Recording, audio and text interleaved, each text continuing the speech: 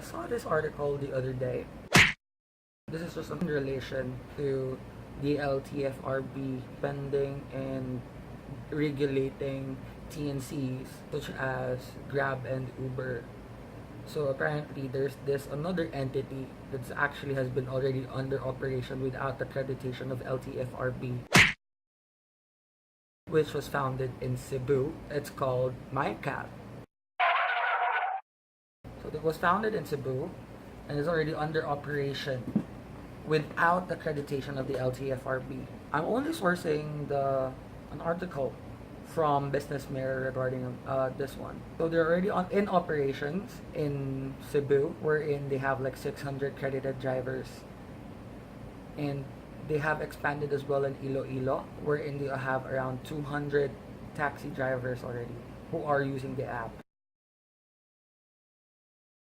The other day, they have just brought and launched it here in Manila. With regards of those informations, I also would like to add that according to the senior advisor of one of the founders of MICAB, the advantage of using the app against Grab and Uber is that there's no surge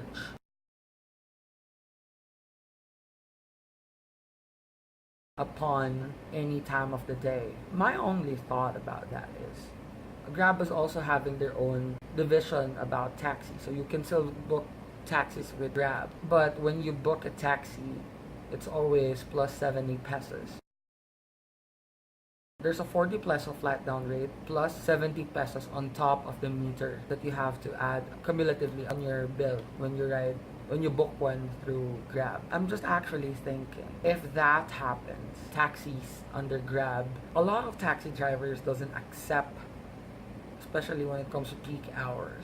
I think the cases of taxi drivers who would ask for additional of such contract for them to actually earn more income. For example, what we usually do for Grab taxi, rather, if there's no one that's accepting our request, most of us would actually have to declare at least 100 pesos as a tip.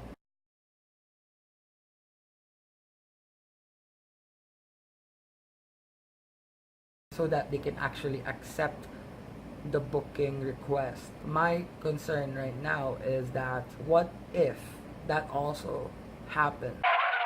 No, it would actually happen. Yes. It would most probably happen with MICAB. It's like giving a fair reason for the cab drivers to do contracts and to further choose their own clients. They have already launched the app. I haven't downloaded it yet.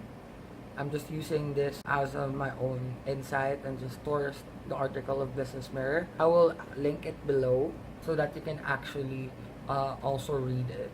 In my end, I think what a lot of people are actually looking at into right now is that, or what most of the public actually thought is that this is an excuse for them to deregularize Uber or to suspend Uber as what they did recently. But I would just like to remind everyone that MICAB is a different entity and it has been already under operation.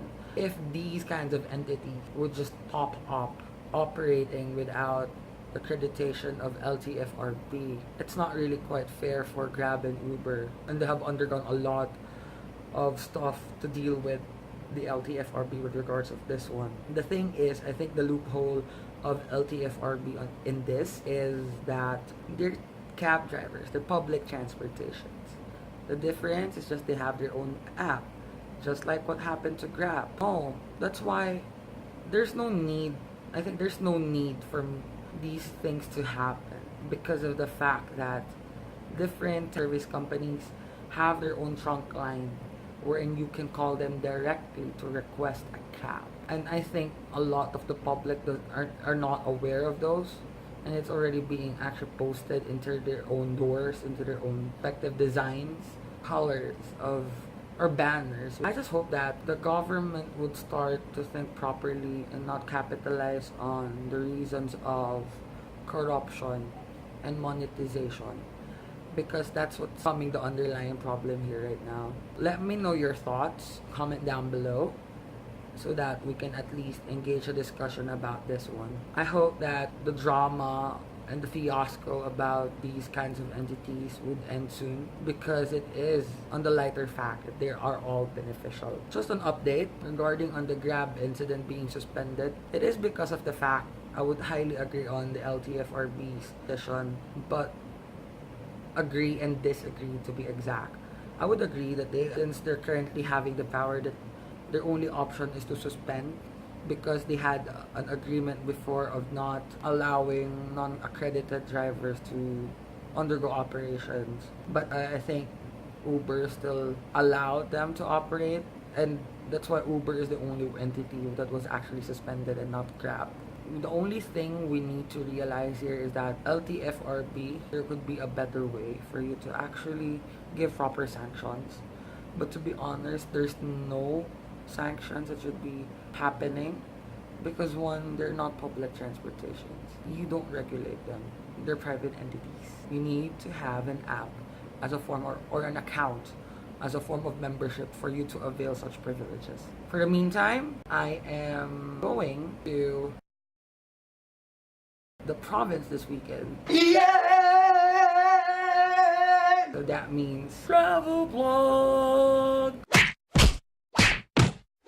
Yeah, so watch out, because I'll be featuring my province to Gigarao City, and I will also feature Kaya Yoga PH, is what I've actually also mentioned. Vlog 4 on the continuation of Meditation Mondays that was actually also included in the Tackle Tuesdays. Be sure to comment down whatever you think about the article about the new entity, and let's open discussions about this one, because this is still a developing story.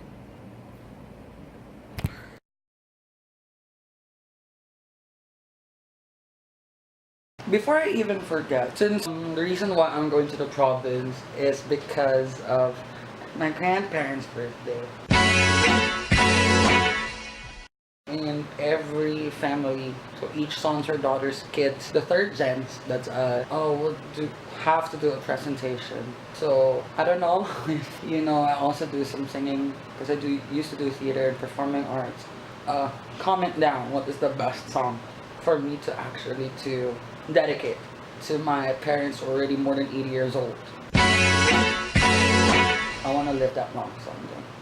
And also, are there any things that you would like to recommend for me to do every week, since Meditation Monday, Tackle Tuesdays, Tackle Tuesdays, What's Up Wednesdays, Thrive Thursdays, and Free Fridays. Comment down on what are the things that you want me to feature in either any of those dates, and I'll try as much as possible to actually include them and post them on my next vlogs, okay? Now I gotta run. Cheers.